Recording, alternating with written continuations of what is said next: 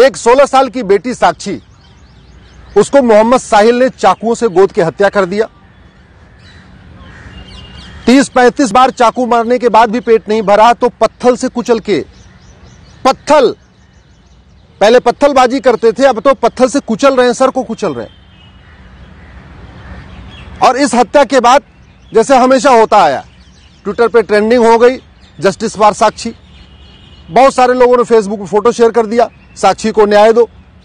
Candle march हो गया, साक्षी के हत्यारों को फांसी दो। नेताओं के भी बयान आ गए, बहुत सारे अपने आप को जो हिंदू हितैषी कहते हैं वो भी अपने बयान दे रहे हैं।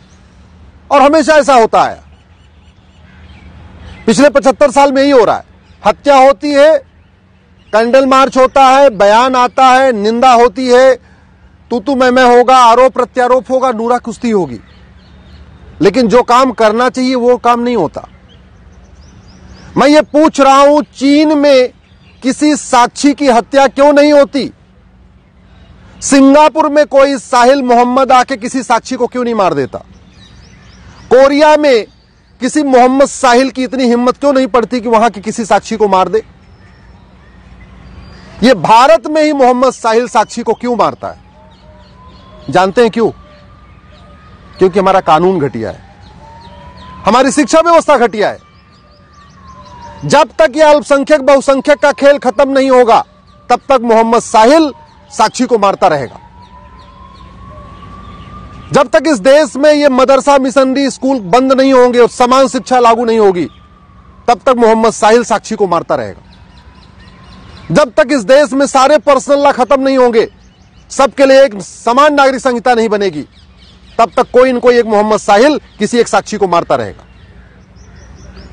जब तक इस देश में कठोर कानून नहीं होगा, 1 घंटे के अंदर FIR हो, 1 महीने के अंदर जांच पूरी हो और 1 साल के अंदर फांसी पे लटका दिया जाए दरिंदों को, जब तक ये कानून नहीं बनेगा, पुलिस चार्टर जुडिशियल चार्टर नहीं लागू होगा, तब तक रोज एक मोहम्मद साहिल किसी एक साक्षी को मारता रहेगा। इसलिए मैं बार बार कहता हूं, तू मैं करने, निंदा करने, आरोप प्रत्यारोप करने, कैंडल मार्च करने, ट्विटर ट्रेंडिंग करने, फेसबुक पे लिखने, फांसी की मांग करने से फांसी नहीं होगी। फांसी देने के लिए तो कानून बनाना पड़ेगा, नार्को पॉलीग्राफ ब्रेन मैपिंग कानून बनाना पड़ेगा। अब उससे पुलिस पूछताछ कर रही, चलती रहेगी पूछताछ, गवाहों के बयान होते रहेंगे, इधर जीरा होगी, उधर जीरा होगी, यही चलेगा। फांसी नहीं होगी। आज तक फांसी हुई किसको? कमलेश तिवारी के हत्यारों को फांसी हो गई क्या? बादल के हत्यारों को फांसी हो गई क्या? डॉक्टर नारंग के हत्यारों को फांसी हो गई? हिना तलरेजा के हत्यारों को फांसी हो गई? अंकित सक्सेना के हत्यारों को फांसी हो गई? कितने हत्यारों को फांसी हुई? इसके बावजूद फांसी मांग करते रहते।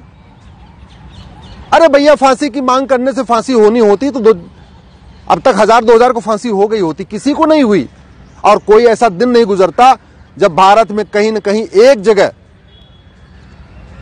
किसी न किसी साक्षी को या तो लफ्ज़हात में नहीं फंसा लिया जाता और नहीं अगर फंसती है तो मार नहीं दिया जाता। देखते देखते अफगानिस्तान में खत्म हो गए, पाकिस्तान में खत्म हो गए, बांग्लादेश में खत्म हो गए, हिंदुस्तान के 9 राज्यों में खत्म हो गए। भारत के 200 जिलों से पलायन हो रहा है। इसके बावजूद भी अभी जो काम होना चाहिए उसकी मांग करते ही नहीं। टीवी में डिबेट होती है, लेकिन जिहाद का समाधान क्या, उस पर चर्चा नहीं होती। पुलिस रिफॉर्म, जुडिशियल रिफॉर्म करना पड़ेगा जिहाद को रोकना है तो। ये जो विशेष कानून, विशेष दर्जा, विशेष योजना, विशेष जो स्पेशल स्टेटस है, इसको खत्म करना पड़ेगा। ये अल्पसंख्यक बहुसंख्यक का कॉन्सेप्ट खत्म करना पड़ेगा, माइनॉरिटी मेजॉरिटी का कॉन्सेप्ट खत्म करना पड़ेगा।